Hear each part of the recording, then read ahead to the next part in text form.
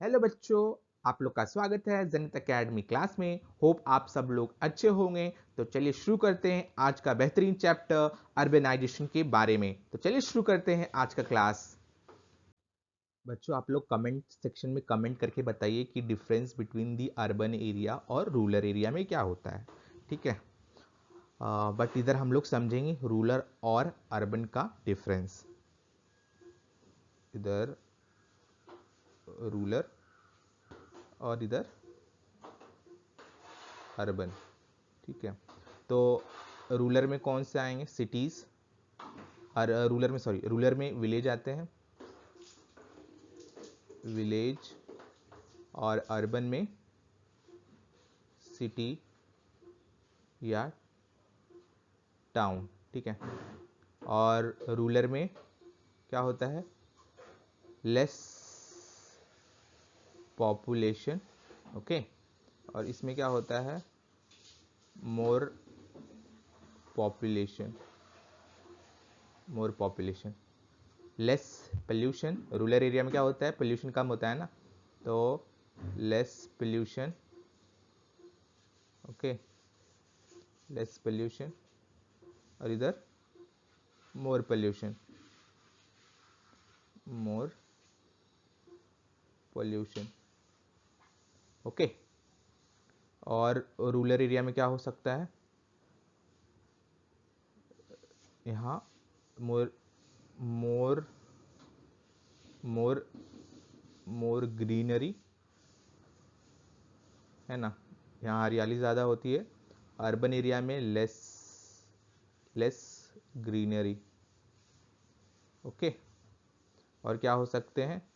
Less development. Village area में development नहीं होते, और और विलेज और अर्बन एरिया में डेवलपमेंट होते हैं। ठीक है, ओके, और क्या हो सकते हैं रूरल एरिया में? आप कमेंट करके बताइए मुझे। और इसमें क्या हो सकता है? Land land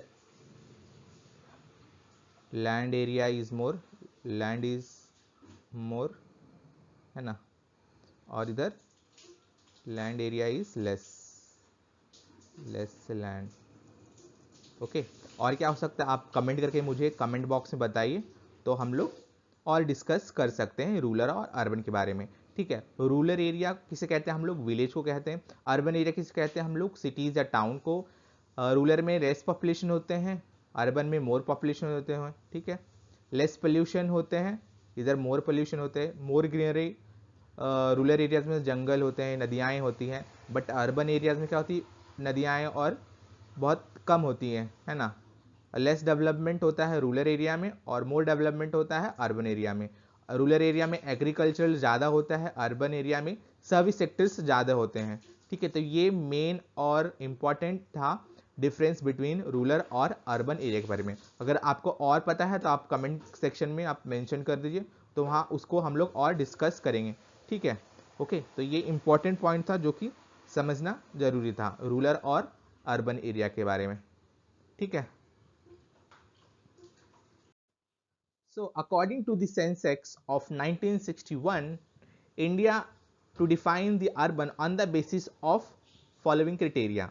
The first criteria was if population more than 75% male working population should be engaged in the non-agriculture occupation. तो 75% of male population है जो कि नॉन एग्रीकल्चर सेक्टर में काम करता है, तभी उस एरिया को हम लोग अर्बन एरिया बोलेंगे। ठीक है, और सेकंड पॉइंट ये था कि the population of the settlement should be more than 5000।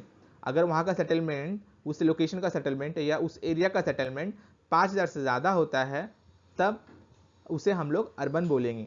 ठीक है, the population density of the settlement should be more than 400 person पर स्क्वायर किलोमीटर। तो ये तीनों क्राइटेरिया मीट होती है, तब उसे हम लोग अर्बन एरिया बोलते हैं।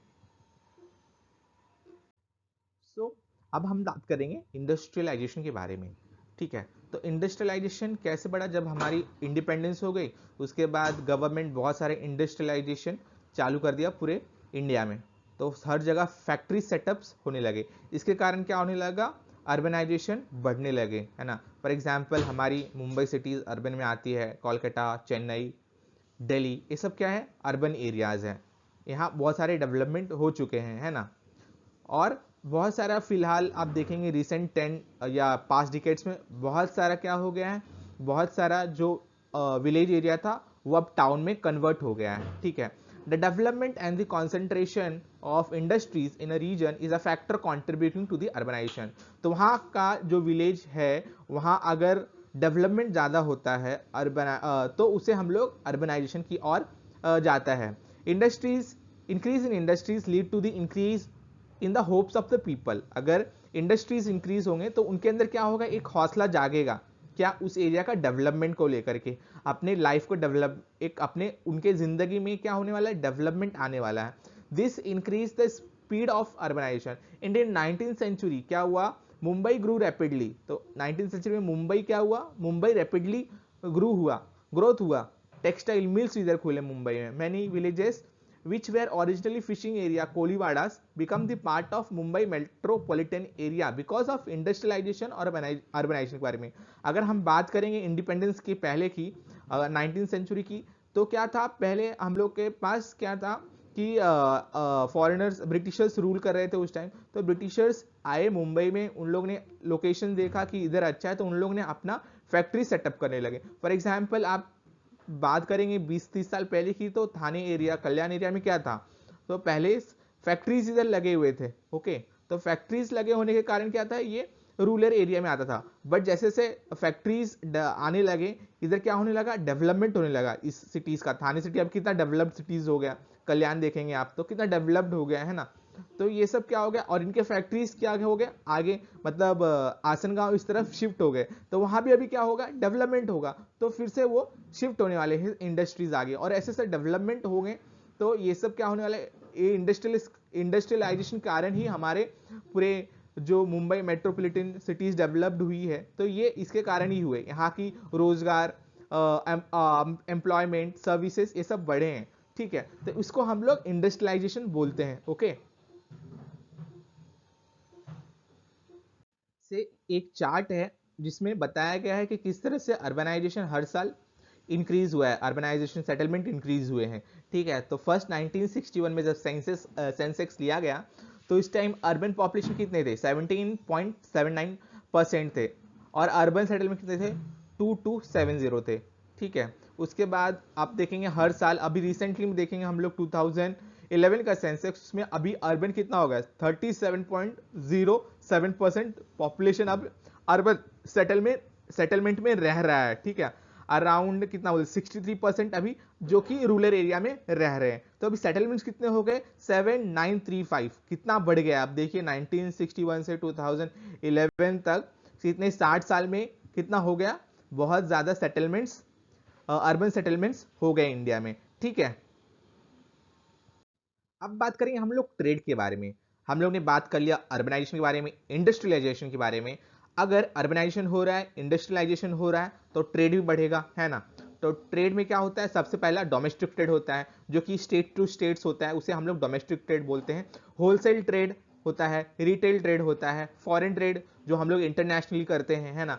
हमारा इंडिया से पाकिस्तान जाता है, इंडिया से बांग्लादेश जाता है, कुछ इंडिया से यूएस जाता है, हमारे इधर से इंपोर्ट एक्सपोर्ट्स होता है ना। तो इसे क्या बोलेंगे हम लोग, ट्रेड बोलेंगे। तो ट्रेड, अगर अर्बनाइजेशन हो रहा है, इंडस्ट्रियलाइजेशन हो रहा है, ऑफकोर्स ट्रेड बढ़ना जरूरत है, तभी तो हमारी इकोनॉमिक ग्रोथ होगी ना। तो ट्रेड भी एक इंपॉर्टेंट फैक्टर है अर्बनाइजेशन के लिए। इसमें बात करेंगे हम लोग मैकेनिज्म और टेक्नोलॉजी के बारे में, ठीक है। तो क्या होने वाला है, हम लोग अभी फार्म की बात कर रहे थे, एग्रीकल्चर की बात कर रहे थे, इंडिया पूरा एग्रीकल्चरल कंट्री है। तो इसमें टेक्नोलॉजी आना बहुत ज़रूरी है। अगर टेक्नोलॉजी नहीं आती तो हमारी इंडस्ट्रीज कैसे ग्रोथ करेगी, है ना। तो उसके लिए गवर्नमेंट बहुत सारे स्मार्ट काम कर रहे हैं एग्रीकल्चर को लेकर के, है ना। उससे क्या होगा, एग्रीकल्चरल ग्रोथ होगा, ठीक है। तो अभी हम लोग फ्यूचर फार्म्स के बारे में देखते हैं। तो अभी फार्मिंग किस तरह से टेक्नोलॉजी से जुड़ रहा है या जुड़ने वाला है, ठीक है। फ्लीट्स ऑफ एग्रीबोट्स, तो एक तरह का फ्लीट्स ऑफ एग्रीबोट्स होता है, आप इसमें देख सकते हैं, ये है फ्लीट्स ऑफ एग्रीबेट। इस तरह से ये क्या करता है, बेसिकली ये क्या करता है, a herd of specialised agribots tends to crops, weeding, fertilising, harvesting.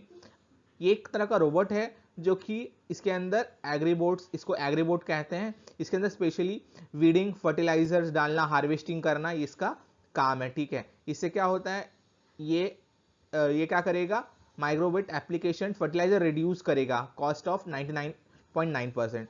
और सर्वे ड्रोन, तो ये सर्वे ड्रोन क्या करता है, सर्वे करता है पूरा फार्मिंग का, और क्या कभी कभी क्या करता है, वो सीड्स भी ये करता है, बोता है खेतों में। ठीक है, स्मार्ट ट्रैक्टर, तो इसमें जीपीएस कंट्रोल्ड होता है, एक रोबोट की तरह होता है। Optimise routes, plan and reduce the soil erosion, तो सॉइल एरोजन रिड्यूस करने के लिए तो ये हम लोग स्मार्ट ट्रैक्टर्स का यूज करते हैं। ठीक है, टेक्सटिंग काउस, अभी काउस के अंदर क्या होता है, सेंसर अटैच्ड होते हैं, है ना। Lively stocks allow monitoring of animals health wellbeing, तो उसके अंदर क्या सेंसर्स लगा देते हैं कोई भी एनिमल्स में, तो उसके अंदर उसका हेल्थ के बारे में हम लोग को इंफॉर्मेशन मिलता रहता है। फिर फार्मिंग डेटा का बात करेंगे, तो फार्मिंग डेटा कलेक्ट होता है एक जगह पे एप्लीकेशन के थ्रू, और फिर वो बताता है कि हमें कौन सा फार्मिंग करना चाहिए उस एरिया में। ठीक है, ताकि उस जगह पे बेटर हो। एक क्लाउड पे जाके स्टोर होता है कि इस एरिया में हम लोग ये फार्मिंग करेंगे तो हमारा खेती का ग्रोथ होने वाला है। ठीक है, तो ये सब आने से क्या होने वाला है, एग्रीकल्चर में ग्रोथ होगा, इकोनॉमिक में कंट्रीब्यूशन होगा, और ज़्यादा से ज़्यादा प्रोडक्टिविटी होगा। अपने इंडिया में कितना 65% या 60% पॉपुलेशन जो कि इसमें रहती है, रूरल एरियाज में रहती है, तो उनको फायदा होगा अगर वो ग्रोथ होगी। 65% बहुत होता है ना। तो अगर इधर टेक्नोलॉजी पहुंचती है या भी पहुंच भी रही है ना, तो उसके कारण क्या होगा, इकोनॉमिक में ग्रोथ होगा, जीडीपी में ग्रोथ होगा। इकोनॉमिक ग्रोथ होने के कारण हमारा जो इंडिया है, हम लोग ज़्यादा से ज़्यादा इंपोर्ट एक्सपोर्ट कर सकते हैं, है ना। इंडिया अभी बहुत कुछ एक्सपोर्ट करता है बाहर, है ना। एग्रीकल्चर का तो बहुत चीज़ जाते हैं हमारे इधर से, राइस जाता है, वीट्स जाते हैं, टोमेटोज, फ्रूट्स, बहुत सारे चीज़ हम लोग बाहर एक्सपोर्ट करते हैं। तो टेक्नोलॉजी आना इंडिया में, और वो भी एग्रीकल्चर सेक्टर में, एक इम्पॉर्टेंट रोल प्ले करने वाला है। ठीक है, हाँ, ट्रांसपोर्ट और कम्युनिकेशन के बारे में बात करेंगे हम लोग। अर्बनाइजेशन के बारे में हम लोग ने पढ़ लिया, इंडस्ट्रियलाइजेशन के बारे में पढ़ लिया, ट्रेड के बारे में पढ़ लिया, है ना। हम लोग ने टेक्नोलॉजीज के बारे में पढ़ लिए। अब हम लोग ट्रांसपोर्ट और कम्युनिकेशन, अगर अर्बनाइजेशन होता है तो अर्बनाइजेशन के पीछे इंपॉर्टेंट फैक्टर होता है ट्रांसपोर्ट और कम्युनिकेशन का भी। अगर ट्रांसपोर्ट और कम्युनिकेशन नहीं होगा तो क्या होने वाला है, तो हमें डेवलपमेंट नहीं होगा कोई भी एरिया। तो उसके लिए क्या हो रहा है, इंडिया में आज देखेंगे कि हर दिन 50 से 60 किलोमीटर का रोड बन रहा है, हर जगह विलेजेस में कनेक्टिविटी बढ़ रही है। तो उसके कारण क्या होगा, उसके कारण अर्बनाइजेशन होगा, डेवलपमेंट होगा, इंडस्ट्रीज सेटअप होगी उस जगह पे। तो ये होना जरूरी है, ट्रांसपोर्ट का होना जरूरी है, कम्युनिकेशन होना जरूरी है, इंटरनेट सुविधा, फोन, टेलीफोन्स, है ना, ये सब होना जरूरी है। आज सोशल मीडिया का जमाना है, तो सोशल मीडिया का होना भी बहुत जरूरी है, क्योंकि अर्बनाइजेशन एक इसके वजह से ही हम लोग अर्बन बन सकते। तो देखते हैं हम लोग, in the region where transport facilities like road, railways develop, urbanisation of small rural settlement occurs rapidly over there. ठीक है, for example after the development of Konkan railway, many villages like the Sarvade districts of Ratnagiri laying close to its proximity have been started urbanizing। जो कि Konkan area का एक village है सरवाड़े, जो Ratnagiri districts में पड़ता है, वो क्या हो रहा है, ये सब रेलवेज, ट्रांसपोर्ट आने के कारण उधर एरिया का अर्बनाइजिंग होना शुरू कर दिया है। ठीक है, तो इसके कारण क्या होगा, रैपिड ग्रोथ होगा उस जगह का या विलेज सेक्टर का। तो आज हम इंडिया में देख रहे हैं कि कितने सारे सेटलमेंट्स जो कि अर्बनाइजेशन में हो रहे हैं। ठीक है, तो ये इंपॉर्टेंट फैक्टर है। ट्रांसपोर्ट एंड कम्युनिकेशन नहीं होगा तो अर्बनाइजेशन बिल्कुल नहीं होगा। ठीक है बच्चों, अर्बनाइजेशन के लिए इंपॉर्टेंट फैक्टर माइग्रेशन भी प्ले करता है। Migration is a major factor affecting urbanisation. ठीक है, this migration can be short term, long term और a permanent. Migration occur from a rural to urban or urban to urban areas. The attraction of a higher standard of life has resulted in an increase in the migratory population in the cities. For example, migrating occurs in cities like the Mumbai, Pune from the other parts of India. तो हम लोग आज क्या हो रहा है, development हो रहा है सिटीज में, तो लोग क्या कर रहे हैं, रूरल एरिया से रोटी कपड़ा मकान के लिए they are shifting toward the cities. For example cities like Mumbai, Pune. तो इंडिया से यहाँ बहुत सारी अपॉर्चुनिटीज है, जॉब अपॉर्चुनिटीज है मुंबई में, पुणे में। तो उसके लिए क्या चाहते हैं लोग, हम लोग माइग्रेट करें, इस सिटीज़ में आए रहे, हम लोग पैसा कमाएं, है ना, रोटी कपड़ा मकान मिले, तो उसके लिए लोग माइग्रेट कर रहे हैं और लग्जरी लाइफ मिले, है ना, अपॉर्चुनिटीज यहाँ बहुत ज़्यादा है। तो माइग्रेशन भी एक अर्बनाइजेशन को इफेक्ट करता है। ठीक है, एडवांटेज ऑफ अर्बनाइजेशन। तो बच्चे आप कमेंट करके बताइए कि क्या हो सकता है एडवांटेजेस। तो हम लोग इधर देखते हैं एडवांटेज के बारे में। तो पहला क्या होगा, सोशल हार्मनी आपस में लोगों का बढ़ेगा। सेकंड, मॉडर्नाइज होगा, टूल्स नए नए आएंगे, टेक्नोलॉजीज नई नई आएंगे, तो लोग क्या होंगे, मॉडर्नाइज होंगे, है ना, उस एरिया का मॉडर्नाइजेशन होगा, स्मार्ट सिटीज बनेंगे। ओके, फिर क्या होगा, उसके बाद फैसिलिटीज और एमिनिटीज क्या होंगे, लोगों को मिलेगा इजीली, है ना। तो ये सब से क्या होने वाला है, ये सब एडवांटेज है अर्बनाइजेशन का। अर्बनाइजेशन होता है तो वहाँ सोशल हार्मनी होती है, मॉडर्नाइजेशन होता है, और सर्विसेज और एमिनिटीज भी ज़्यादा मिलते हैं। ठीक है, प्रॉब्लम ऑफ अर्बनाइजेशन। तो फर्स्ट प्रॉब्लम, स्लम्स बढ़ेगा। सेकंड प्रॉब्लम, ट्रैफिक जैम्स बढ़ेंगे। थर्ड, पॉपुलेशन बढ़ेंगे। और फोर्थ, क्राइम बढ़ेगा। तो ये सब मेन प्रॉब्लम है, स्लम्स का बढ़ना, ट्रैफिक जैम्स होना, पोल्यूशन होना और क्राइम होना। ठीक है, आप मेरे पीछे देख सकते हैं, इमेजेस दिया है किस तरह से एयर पोल्यूशन हो रहा है, किस तरह से ट्रैफिक जैम्स लग रहे हैं, क्योंकि पॉल्यूशन बढ़ गया है, पॉपुलेशन बढ़ गया है, उसके कारण रोड्स कम हो गए, है ना, एरियाज कम हो गए, है ना, तो इसके कारण स्लम्स बढ़ेगा, पोल्यूशन बढ़ेगा, वाटर पोल्यूशन बढ़ेगा, फिर साउंड पोल्यूशन बढ़ेगा, एयर पोल्यूशन बढ़ेगा। तो इस तरह का पोल्यूशन क्या करेगा, सिटीज़ को इफेक्ट करने वाला है ना, क्राइम बढ़ेगा। ओके, तो ये सब इंपॉर्टेंट प्रॉब्लम्स है अर्बनाइजेशन बढ़ने का। थैंक यू बच्चों मेरा वीडियो देखने के लिए। अगर आपको पसंद आया हो तो आप लाइक करिए, शेयर कीजिए, सब्सक्राइब कीजिए और तब तक देखते रहिए जेनिथ एकेडमी क्लास।